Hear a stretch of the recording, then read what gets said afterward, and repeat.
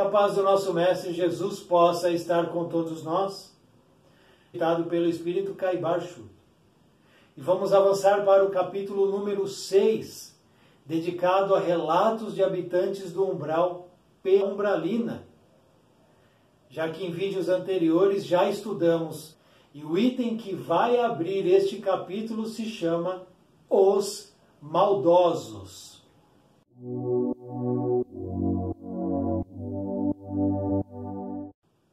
Os meus longos cabelos negros, como a escuridão, servem-me de arma contra os desavisados e petulantes.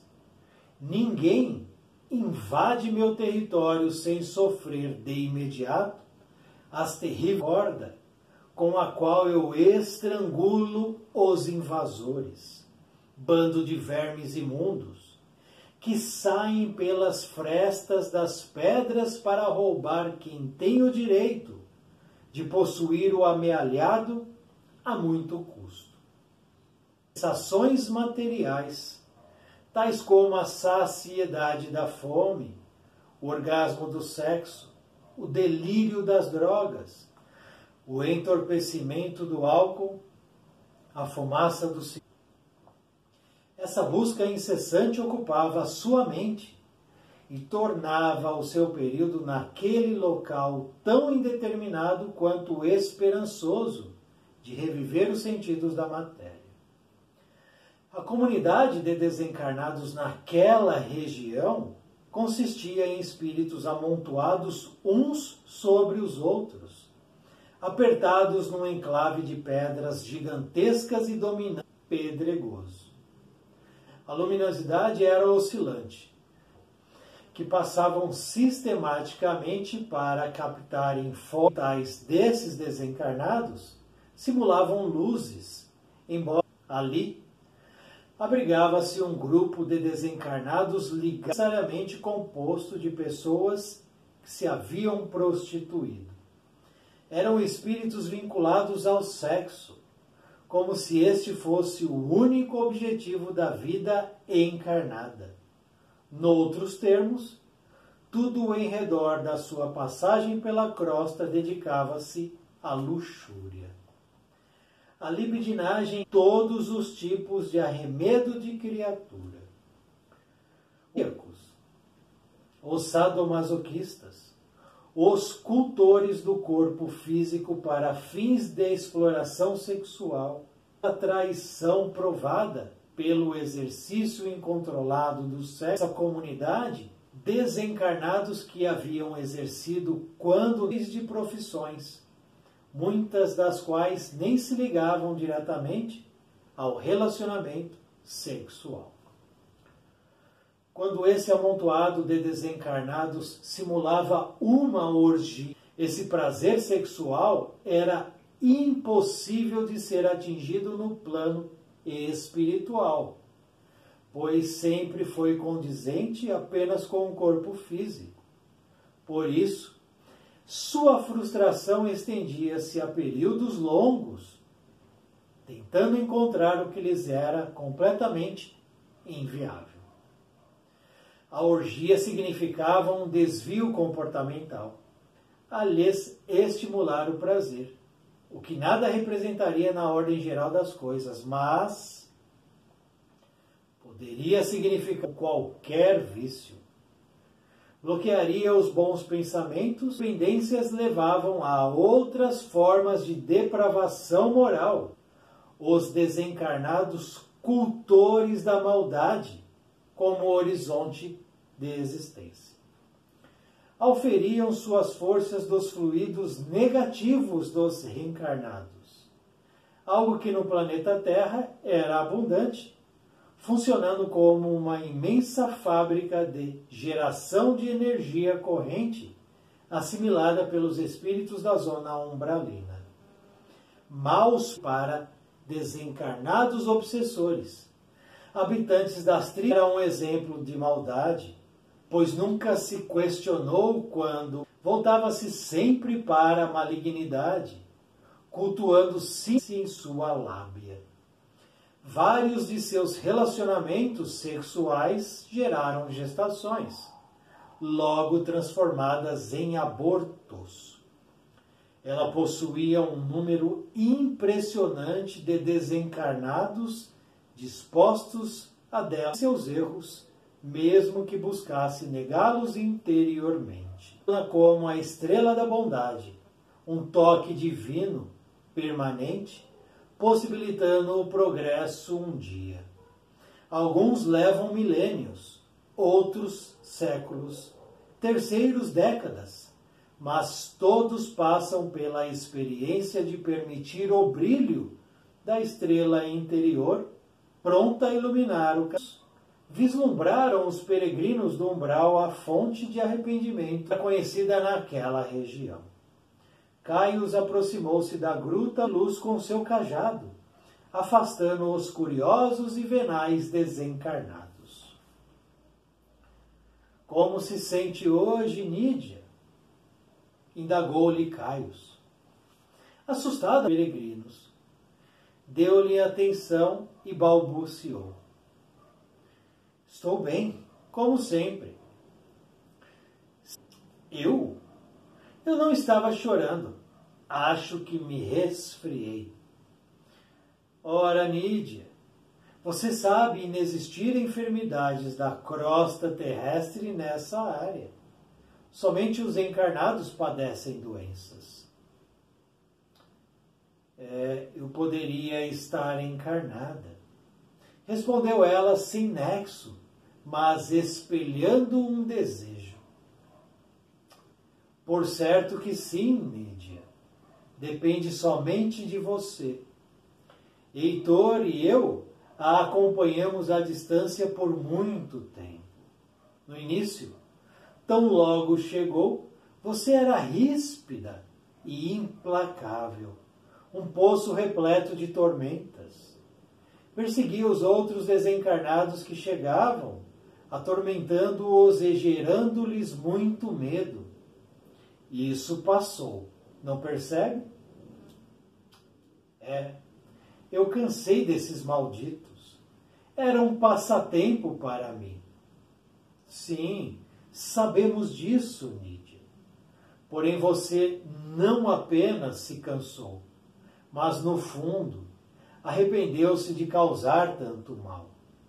Maldades que voltam a você mesma na forma de tristeza profunda, justamente o que a faz chorar de maneira mais frequente.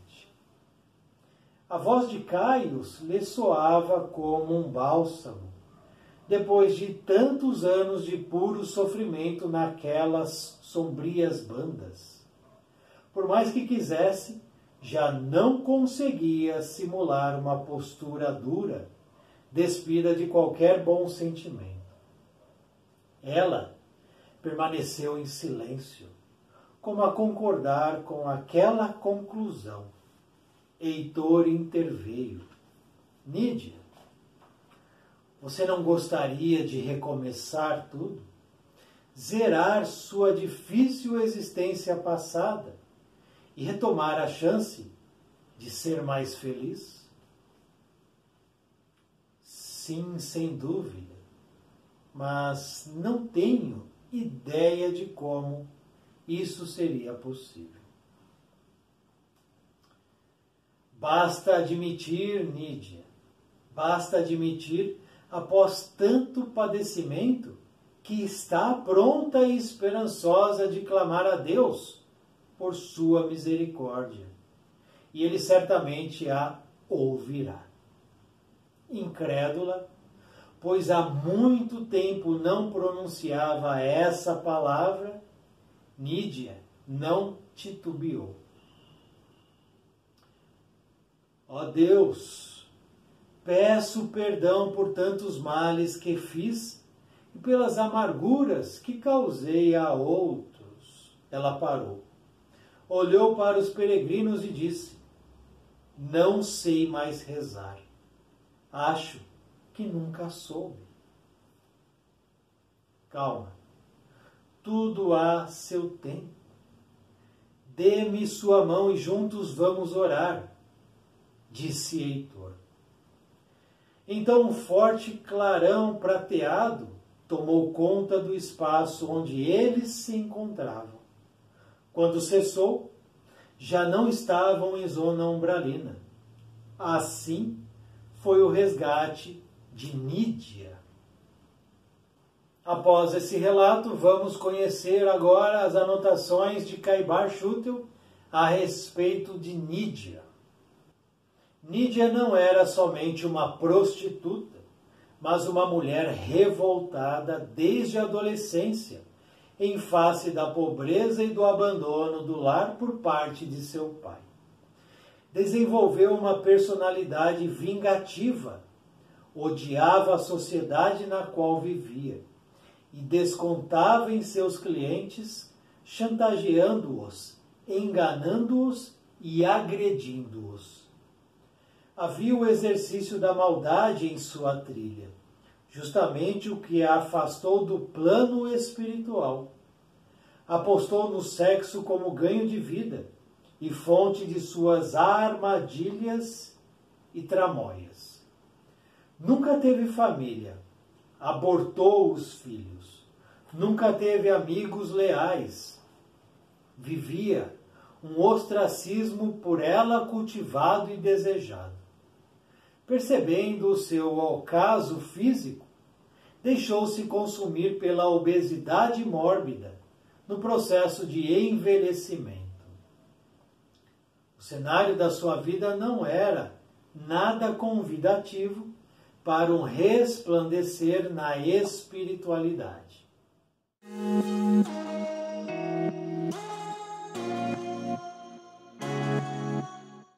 Os maldosos, portanto, é o item que abre o estudo do capítulo número 6, capítulo esse dedicado a relatos de habitantes do umbral pedregoso. Temos então o relato de Nídia, que em sua experiência pretérita aqui no plano físico, não foi somente uma prostituta, Caibar Schutel nos diz, mas também foi uma mulher revoltada desde a adolescência e que desenvolveu uma personalidade vingativa, pois odiava a sociedade na qual vivia. E os motivos para essa situação, Caibar também nos diz. Pobreza e abandono do lar por parte de seu pai. Foram essas duas situações, esses dois gatilhos, que fizeram com que ela desenvolvesse toda essa situação. A pobreza que ela não aceitava e o abandono do lar por parte do pai. A partir daí, desenvolveu-se uma personalidade vingativa.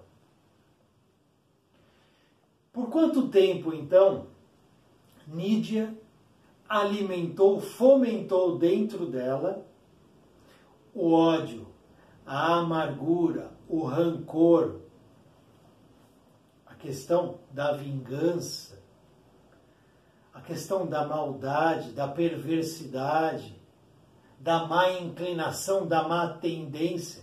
Por quanto tempo isso ficou dentro dela? Por quanto tempo? Porque no final do relato de Caibar Schutel, ele nos diz o seguinte: Nídia, percebendo o seu ocaso físico, ocaso é uma palavra que significa declínio. Então ela começou a notar que os anos foram se dobrando sobre ela. Declínio físico do corpo material. Percebendo isso, Nídia deixou-se consumir pela obesidade mórbida no processo de envelhecimento. Suicídio indireto. Portanto, ela caminhou pela trilha do suicídio. Ela foi uma suicida por conta de ter se deixado consumir pela obesidade. Ela não lutou contra isso. Então, nesse relato aqui de Caibar, nós temos Nídia da adolescência até um período em que o envelhecimento a visita. Não sabemos quanto tempo foi isso. Mas podemos imaginar aí 60 anos. Vamos colocar 60 anos. Desses 60 anos corridos, do 0 aos 60, rancorosa. 12, 13 anos. Portanto, Nídia, se a gente pensar nos 60 anos, passou 45, 48 anos, quiçá 50 anos, mergulhada num lodo de ódio. 50 anos, 10 décadas. O que a gente consegue fazer em 10 décadas? Muita coisa. O quanto eu consigo construir em 10 décadas? Muita coisa. O quanto eu consigo destruir em 10 décadas? Muita coisa.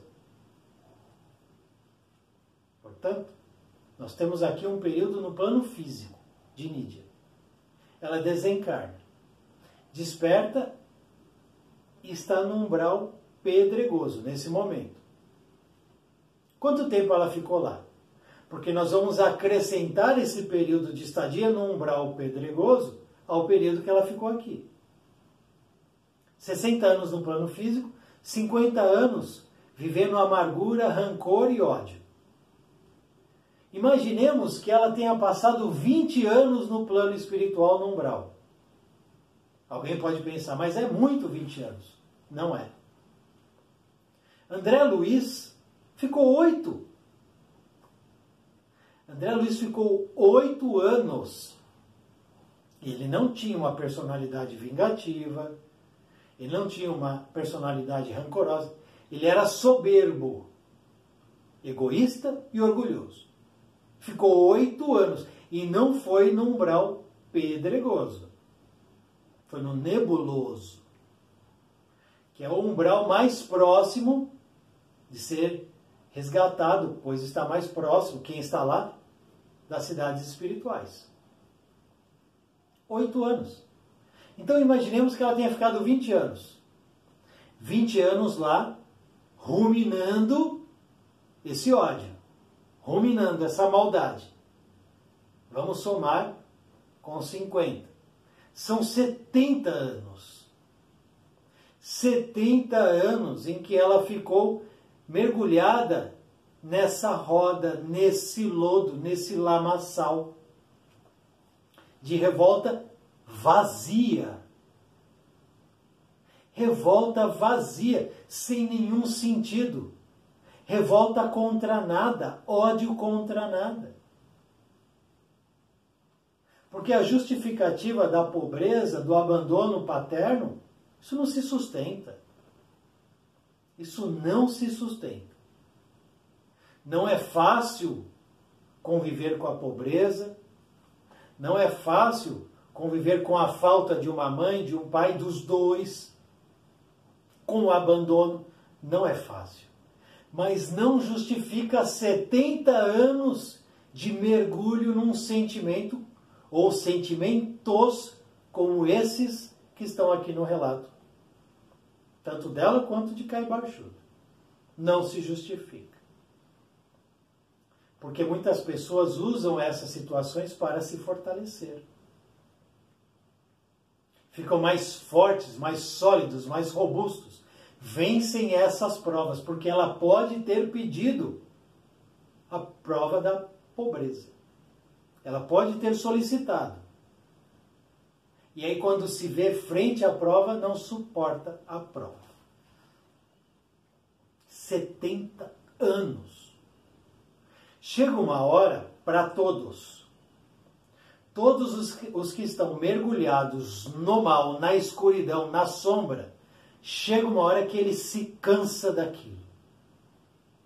Aquilo começa a trazer um tédio. Ele começa a ficar cansado, saturado, desanimado.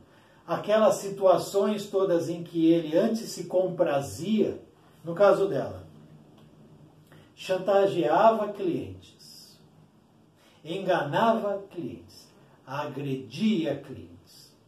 no plano físico, como prostituta. Cansa isso. Depois, no plano espiritual, quando o Heitor e Caios visitam ela, o que ela diz? Cansei desses malditos. Ela cansou desses que ela perseguia, que ela agredia. Cansei desses malditos. Era um passatempo para mim. Passatempo para quê?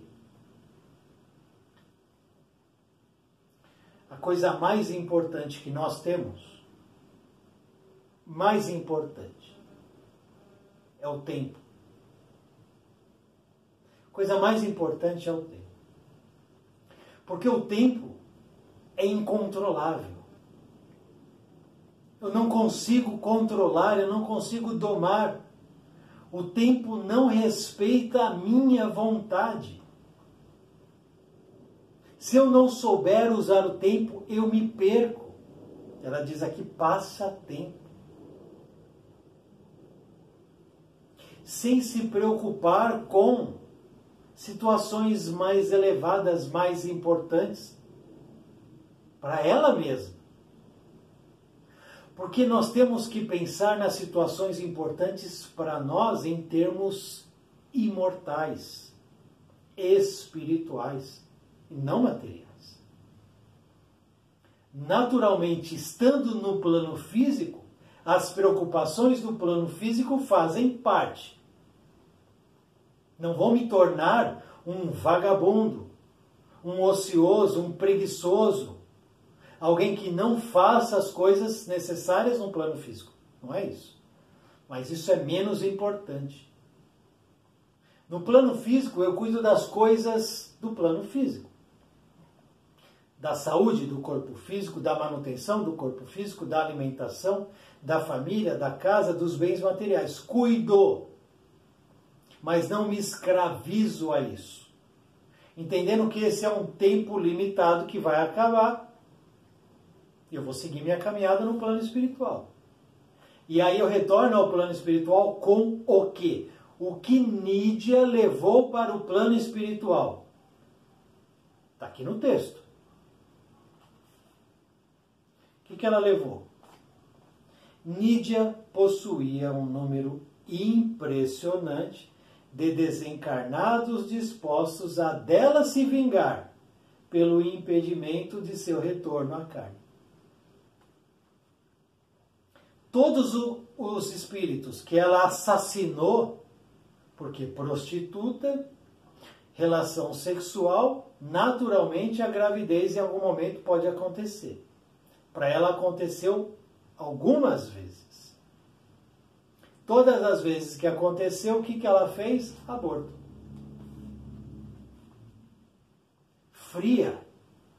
Frieza. Aborto.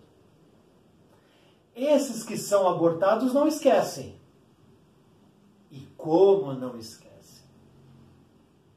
Despertam no plano espiritual revoltados, invariavelmente revoltados. De 10 abortados, de 10, um perdoa. Um perdoa. Talvez, quiçá 2. 9 ou 8, 8 ou 9, retornam para aquela que abortou. Retornam. Mas não retornam para ajudar. E obsediam. E a coisa é muito complicada. De obsessor na vida dela. Aí a conta não fecha. A conta não fecha. O cenário de sua vida, nos diz Kaibar Shuddha, não era nada convidativo para o resplandecer da espiritualidade. Porque ao invés dela avançar e abrir portas para a luz entrar, ela foi se fechando. Portas, portas, portas. Cada vez que ela cometia um ato negativo, era uma porta que se fechava. Durante 70 anos, no plano físico e no plano espiritual, ela fechou portas. Como é que a espiritualidade superior vai atuar aí? Entendi. E a espiritualidade inferior faz a festa. porque ela se torna instrumento,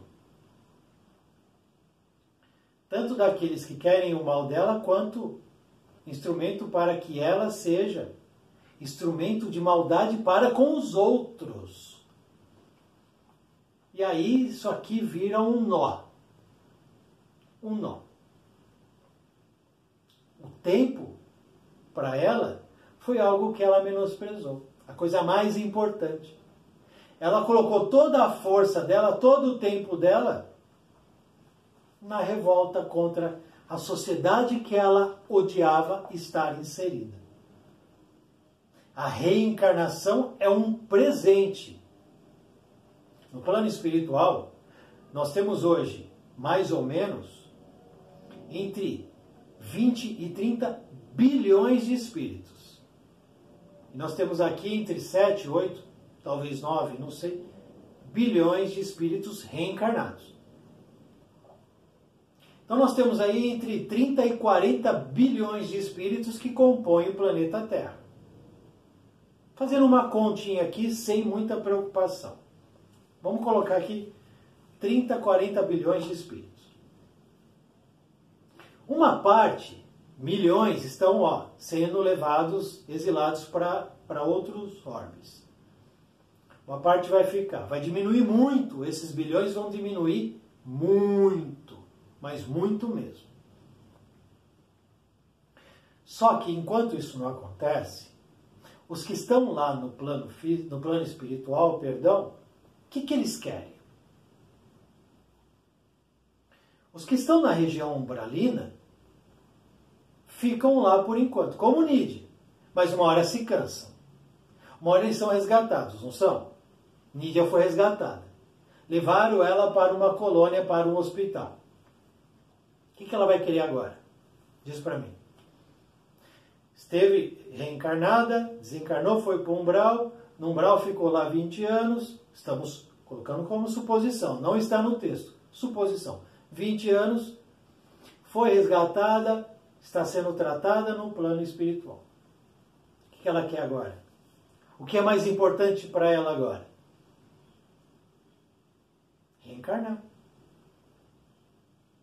Como Nídia, existe uma fila de bilhões de espíritos querendo retornar. Porque eles querem consertar aquilo que eles fizeram errado. Eles querem zerar a questão do débito, do equívoco. Eles querem pacificar a consciência. Isso só acontece reencarnando. Só acontece reencarnando. Pode ficar no plano espiritual 100 anos fazendo só coisas boas. Mas a tua consciência, se tiver uma vírgula, um i, um reparo mínimo, tua consciência não te deixa em paz. E você vai querer reencarnar. Mas tem limite. Tem limite? Ou dá pra gente trazer todo mundo agora? Vamos colocar aqui 30 bilhões de espíritos e vamos entupir a Terra de gente. Colapso do planeta. Acaba, a raça humana desaparece. Colapso. É isso? Então tem fila. Fila. No plano espiritual para a reencarnação. Tem fila. Se você já pegou alguma fila comprida que te deixou irritado, multiplica isso por 1000. Coloca X e 1000. É isso que eles estão esperando lá. Esse é o tempo de espera. Tempo. Então, estar aqui no plano físico agora é um presente. Uma oportunidade que, se você ou eu desperdiçarmos, quando que a gente vai ter outra? Quando que a gente vai merecer ter outra? Porque tem que merecer também, né? Não é só querer. Eu quero um monte de coisas. Ou se eu quero. Mas não vão acontecer, porque eu não mereço ainda. Não vai trabalhar para merecer, para conquistar. Então o tempo e a vida, a gente não pode brincar. Essa galera toda aqui brincou. Porque nós estamos descendo. Nebuloso, umbral denso, agora umbral pedregoso. E teremos depois políticos, brincaram, manipuladores, brincaram, hipócritas, brincaram, magos, brincaram, materialistas, brincaram, e assim vai. Estamos descendo. Vamos descendo. E por que ela desperta num umbral pedregoso? Porque ela usou a sexualidade como uma arma. E a libidinagem é marca que os unia. Libidinagem. Os espíritos se afinam. E aqui tem uma informação que é a seguinte. A comunidade de desencarnados daquela região onde Nídia estava consistia de espíritos amontoados uns sobre os outros. Nós já ouvimos essa frase, essa expressão, essa palavra amontoados em outro estudo aqui no canal. Em outro estudo. Primeiro, Nídia ia de gruta em gruta, de buraco pedregoso, porque existem ali, naquela região, existem pedras, rochas, escarpas, enfim. É um lugar muito rochoso. Não é uma planície. Um lugar mais difícil. E ela ia de buraco em buraco buscando saciar a fome. Ela sentia fome, sede. Ela buscava orgasmo sexual, porque ela foi uma prostituta, se apraz com essa situação. Drogas, delírio das drogas, delírio, a sensação. A consequência do uso do entorpecente. O entorpecimento do álcool, a intenção não era a substância, é a consequência, a sensação. Ela se tornou uma vampira. A fumaça do cigarro, entre outros fatores. Típico de quem está no planeta físico, mas inacessível de quem está no plano espiritual. A luminosidade daquele local era oscilante. Então ele vai narrando aqui o local. E ali abrigava-se desencarnados ligados à exploração da sexualidade. Então essa situação de espíritos amontoados em um local em que o que os unia era a questão sexual, nós vamos ter essa mesma informação neste livro. O sexo além da morte. Mesma informação. Eu vou ler aqui.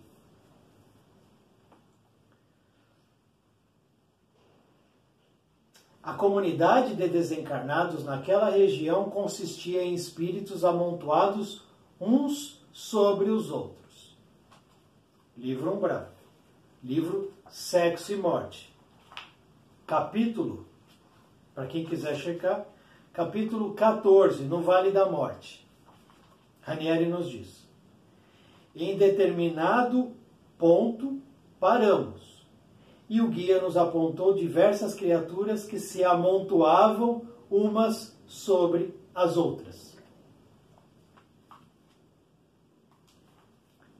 Sexo. Sexualidade. Portanto, aqui, eles estão ali na região do umbral pedregoso. Quando a gente estuda os livros,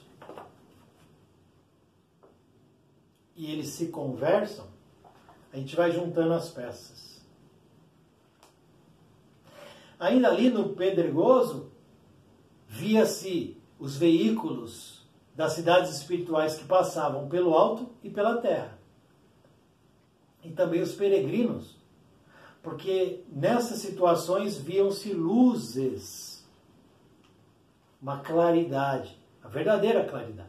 Mas os que estavam no umbral também emitiam, através do pensamento, da forma pensamento, de uma projeção mental, uma certa luminosidade. Certa luminosidade. Mas o tom não era o tom claro, da claridade, da luz, não. A cor era sempre cinza, roxa e vermelho. Essas cores, cinza, roxo e vermelho, representam os sentimentos que Nídia nos traz aqui. Ódio, rancor, revolta, rebeldia, maldade, perversidade, ciúmes, orgulho, egoísmo.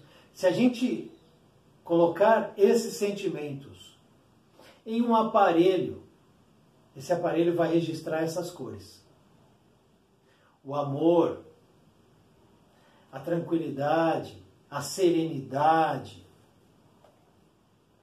o perdão, a caridade, o acolhimento, esses sentimentos, essas emoções oriundas dessas situações, geram cores claras, verde clarinho, azul clarinho, um laranja clarinho, um amarelo, violeta clarinho, um lilás clarinho. As cores existem no plano espiritual, desde as cores mais elevadas até as mais pesadas. Porque a culpa não é da cor vermelha, a culpa é do sentimento que está sendo emitido.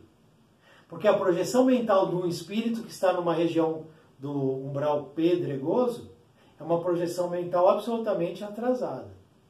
De um espírito que se compraz com quem está lá. E ali a gente vai encontrar reunido, pela questão sexual, prostituídos, pedófilos, já vimos alguns aqui, que não estavam nessa região, estavam numa região mais acima, ninfomaníacos, sadomasoquistas, aqueles que ficam na academia cultivando o corpo para se apresentar em uma relação sexual. Não é para a saúde, é para se mostrar a vaidade, o egoísmo. Aqui, ó. Cultores do corpo físico para fins de exploração sexual. São aqueles que usam a prostituição no campo masculino ou feminino para se aproveitar do desejo do outro. E também aqueles que trocaram qualquer honestidade da vida material pela traição. Esses, muitas vezes, tiveram profissões no plano físico distantes da questão sexual. Por exemplo, aqui a gente pode ter um homem que trabalhou dentro de uma empresa, de uma montadora de automóveis, e que era um sadomasoquista.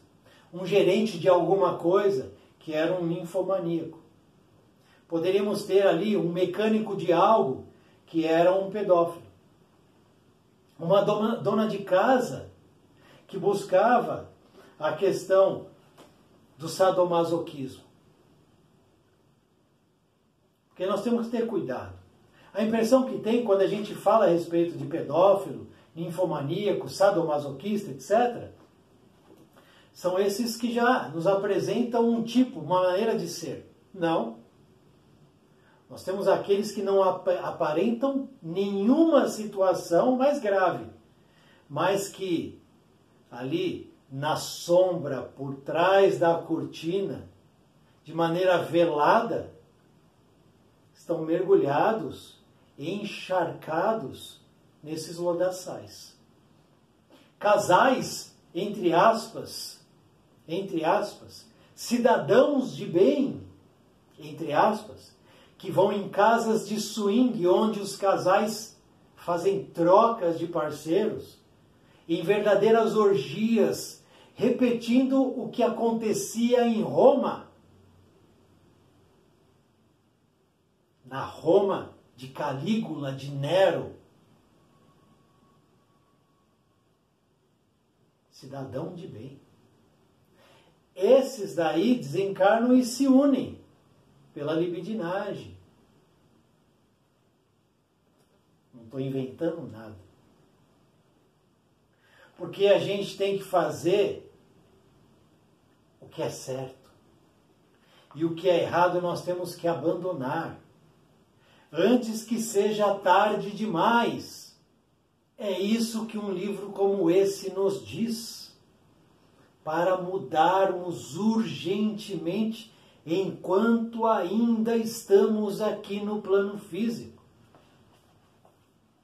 Por exemplo, nós com nossas atitudes alimentamos quem está no plano espiritual umbralino. Tanto na questão dos vícios, que esses vêm aqui para vampirizar, quanto nas emissões mentais. Caibar aqui nos traz a informação. Quando ele diz, por exemplo, os espíritos auferem forças dos fluidos negativos dos encarnados. Quando eu emito uma emoção, um sentimento, um pensamento negativo, isso é vida. Forma pensamento. Isso ganha força. Isso vai alimentar os espíritos atrasados.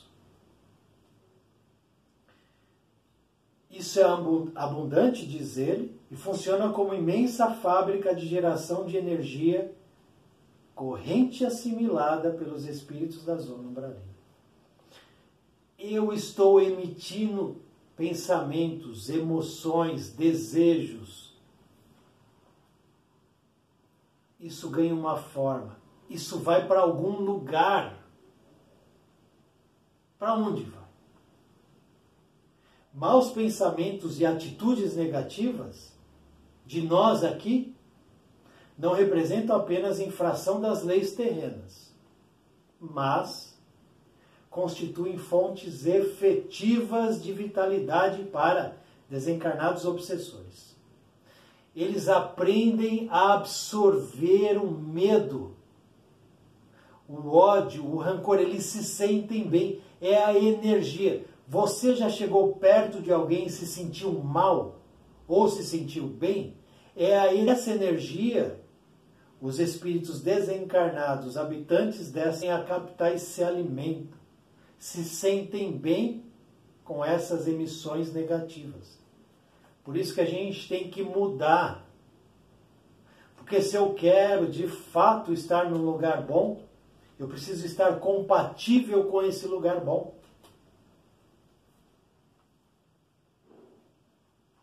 E aqui a gente vê a questão do cansaço visitando Nídia. Pergunto a ti, você já se cansou de você em algum momento? Você já se cansou das coisas que você faz e fez? Da maneira qual você lidou e lidar com certas coisas? Porque às vezes a gente se cansa da gente. Às vezes a gente se cansa da maneira como a qual nós estamos vivendo. E esse cansaço, quando nos convida a uma reflexão, é positivo. Bem-vindo.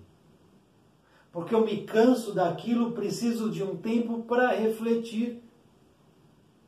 E quiçá, oxalá, essa reflexão seja uma reflexão que nos coloque num caminho vertical de luz. Aqui, Heitor e Caio, os peregrinos do umbral que caminhavam ali, notam, por intuição, porque são treinados para isso, que há algo diferente com Nídia. Nídia, a temida, a agressora, a violenta, porque ela inicia o seu relato dizendo que ela enrolava, torcia o cabelo para estrangular invasores. Ela dizia, vermes imundos. E quando ela chegou lá no umbral pedregoso, ela era um poço repleto de tormentas. São todas aquelas décadas em que ela foi acumulando esse entulho, esse veneno da revolta, da raiva, do ódio, em que ela mergulhou ela mesma. perseguir os desencarnados. Quando ela chegou lá, chega, cansei, chega uma hora que não dá mais. E aí eles notam e dizem para ela: você não gostaria de recomeçar tudo? Interrogação. Heitor pergunta a Nídia. Eu pergunto a você. Você gostaria de recomeçar tudo? Você está com 20, 30, 40, 50, 80, 70 anos, não importa. 60. Você quer recomeçar? Eu não quero. Eu não quero recomeçar. O que está feito, está feito. Eu quero ir daqui para frente. O que você quer? Ele diz: zerar sua difícil existência passada e retomar a chance de ser mais feliz? Quem é que não deseja ser mais feliz no amanhã? Só que existe o amanhã? Diz para mim. Amanhã. Eu estou gravando esse vídeo num sábado à tarde. Existe o domingo? Existe o domingo ou não? Porque o domingo é o meu futuro. É um dia à frente. É o futuro. Existe? Não existe. Existe só o presente. Só o que eu faço e o que eu fiz. Se eu não cuidar do que eu faço agora, eu vou me arrepender. Então eu preciso buscar as melhorias agora. Porque essa história de que a felicidade vai chegar, não, a felicidade é provida agora. No atual momento, no presente. Da maneira como eu lido com tudo que está ao meu redor. Eu sou a fonte da felicidade. Felicidade não é externa, é interna.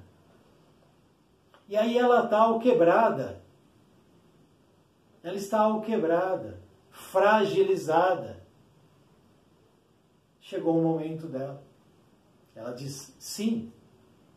Então ore, peça. Peça a Deus, aquele Deus que você abandonou. Aquele Deus que você vilipendiou. Que você agrediu, que você xingou, que você blasfemou. Aquele Deus, busque Ele agora. Porque Ele está com você, mas você não está com Ele. E ela diz: ó Deus, peço perdão por tantos males que fiz, pelas amarguras que causei aos outros. Ela pede perdão a Deus. Não precisa pedir perdão a Deus. Ela vai ter que pedir perdão para todos os que ela magoou. Para todos que ela abortou, que ela assassinou, que ela chantageou, que ela agrediu.